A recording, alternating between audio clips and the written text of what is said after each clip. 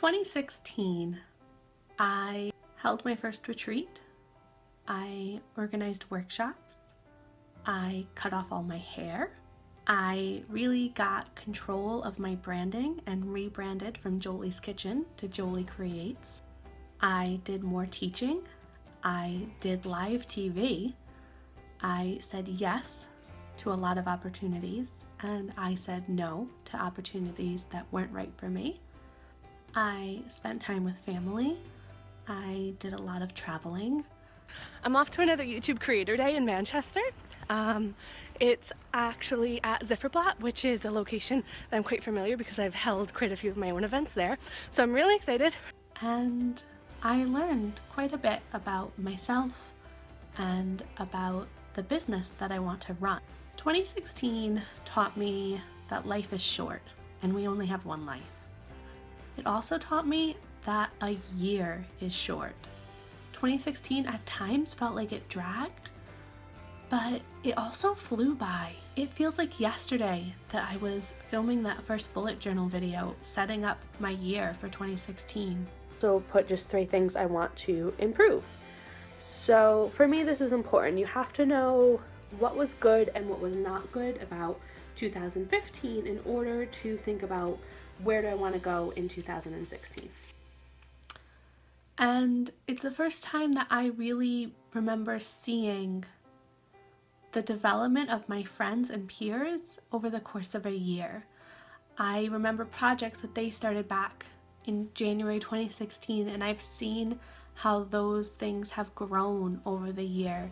And it really made me think about how I've never stuck with anything for a year. I do a lot of quarterly goal setting, which works great and is still highly recommended by a lot of people. But what I realized is that I move on from the things I was working on and I don't keep up with it. So if I set a goal to really focus on growing my Instagram and I see great results, I don't then keep working on that consistently and then add in another goal. I just drop it and move on to something else.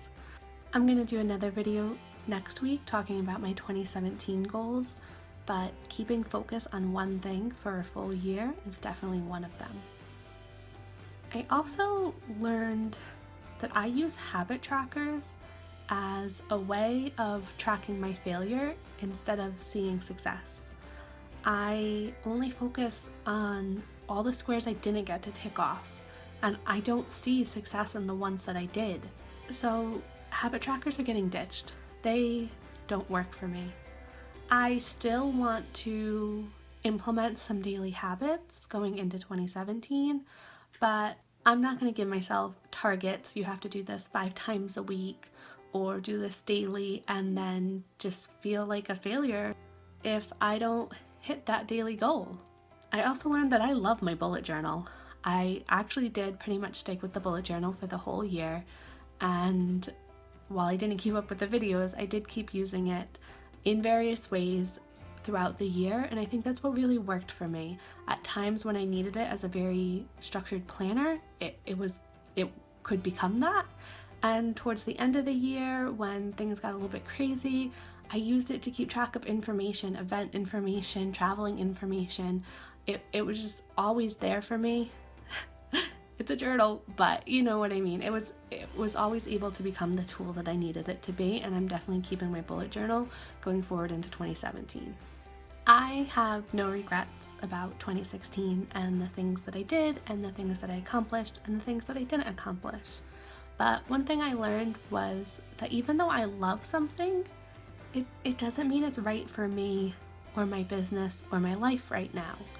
I loved the travel I got to do. I loved the teaching that I got to do, but my North Star is freedom and flexibility. And a lot of the events that I didn't fit in with that.